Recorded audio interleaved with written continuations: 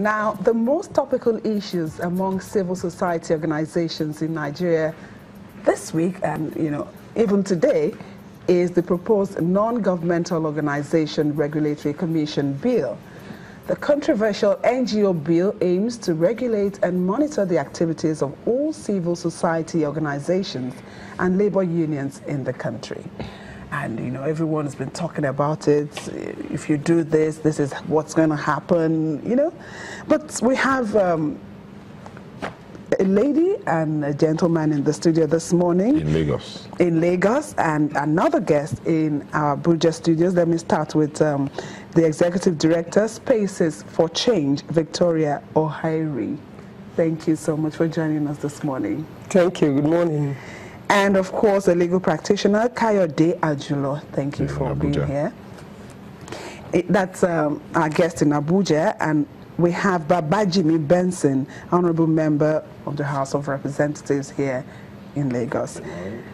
Okay, so it's been a whole lot of talks around this bill, and some people say, why can't we have regulations? Others say, why do you want to regulate us? Let me start with you, Victoria. What's your take on this bill? The House of Reps Committee on Non-Governmental Organizations and Civil Society Organizations and Development Partners, they called a public hearing last week, and I was there, and I made my position public. And that position is simple. Nigeria does not need an additional regulation targeted only at the non-governmental sector. Why do I say so? Because there's already a plethora of regulations and legislations and due diligence measures that are not known to the public that are applicable to non-governmental bodies. So an additional legislation will simply just impose layers and layers of burdens and restrictions on non-governmental bodies, which will make the operations even more difficult. So beyond the issue of additional legislation is the framing, the contents of the bill. If you look at the wordings, if you look at the objectives, if you look at the provisions of the bill, if you look at it together as a package, it does not, the intention seems to be at variance with the declared objectives, what has been stated publicly to be the objectives of the bill. So on one hand, they said they want to regulate the sector, inject more accountability. If you look through the bill, you will see evidence of shrinking the civic space. When you require organizations to go to Abuja, an organization based in Ibadan, to go to Abuja, get an approval from the minister to just implement a project. You go require organizations to register every 2 years.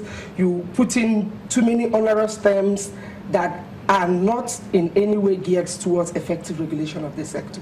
So for a lot of these reasons, I do not think Nigeria needs the NGO regulatory bill. Okay, Mr. Benson.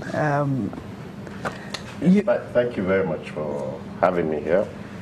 But firstly, I'd like to correct an impression.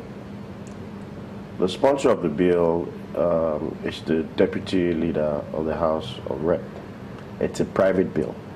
It's not as if it's a bill that is sponsored by the executive or sponsored by the House itself. He represents a constituency. Maybe a constituent of his went to report that these NGOs are unwieldy or blah, blah, blah. So he sponsored the bill. A bill goes through several processes. And one of it, the one we had this week, was the public hearing. The public hearing is simply to reel out what the bill seeks to do. And we expect a feedback from the stakeholders.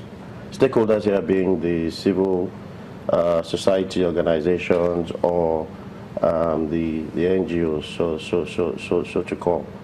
Now, they've brought their resentments into the bill. But what I really expect them to do is to say, oh, this clause we don't agree with.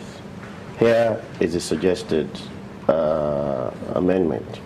I don't believe we need to throw the baby out with the bathwater. Now, again, I'm going to say something that we respect the CSOs. We respect them tremendously. Because Nigeria is here today because some CSOs fought for democracy. And some people died during that course. Yesterday or 2 days ago, a guy called Bagautu Kalto has a building that was named after him by Asiwaju Bola Ahmed Tinubu in Lagos State. The same building was renovated yesterday. You know, so a lot of people died for democracy. MK Abiola's wife, a lot of people. So we respect them, but best practice dictates that the proliferation of NGOs should have some form of regular or checklist or something. But the NGOs, the CSOs, they've got so much resources, they've got so much human capital that we can sit down together and fashion out a bill that fits best practice. But rather, all that I keep hearing from them is no, no, no, no. You know, I think we need to have a conversation whereby we sit together and do something that Nigeria will be proud of, and we have to work together. Mr. Dilo, you are a lawyer. I mean, Victoria has talked about that there are already too many laws, or there are enough laws in the country to manage the situation of non-governmental organizations. What's your take? Well, thank you very much and good morning. You know, the truth has to be told. One thing we have to know very well is that when it comes to human endeavor, human activities, it is the law that regulates it. That is whosoever, whatever you are. Then when we talk of this bill, the bill is so clear. Unfortunately, some of those who are against this bill, I'm very sure they are yet to read this bill. And I need to correct one situation there, because I remember one of you mentioned that this is bill that will regulate NGOs, the trade union, and all that. That is not correct. By section 24 of the proposed bill, that one's really clearly specify the NGOs that the bills has in mind before they file it. That's why you raise the issue of those health that give health reliefs, that try to give materials and co. The trade unions, some of them, they are not there. Those that are on the issue of human rights, whatever things, they are not. But one thing that is so clear is this. I remember Victoria mentioned one issue, that we have provocation of organization agency. Why do we need this bill? But one thing we need to know today is this. The Corporate Affairs Commission, their duty is to regulate formations and management of companies.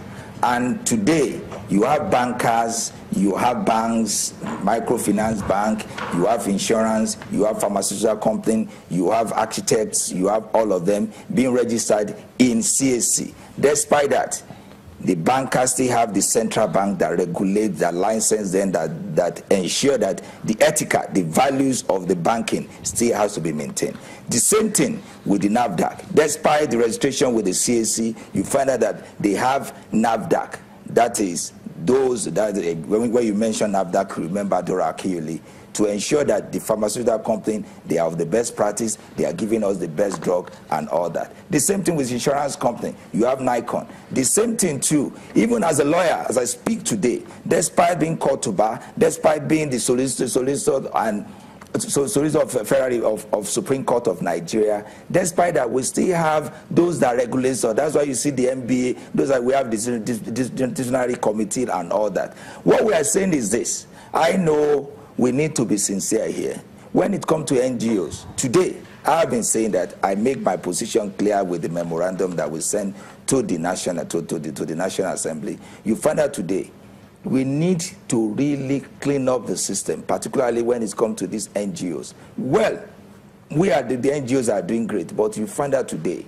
there are some undesirable elements that they find themselves in NGO. You see contractors, pure contractors, consultants, you see crooks, touts, perpetrating, calling themselves NGOs here and there. I must say this, though it is not for self-glorification.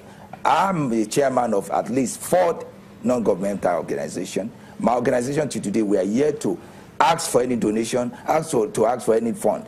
Whatever we cannot do from our own pocket, we don't do that. But you see today, people use the name of NGOs to perpetrate many things. Many people, even, we need, the truth must be told. What they are asking for is that they need immunity, that you don't need to question them, you need to ask them. Whereas these are the people that talked about transparency, these are the people that talked about accountability. Then if you don't want to be censored, and you want others to be censored, then we need to ask our question. Okay. Where lies the passion? Where lies the spirit we Mr. to set up the NGO?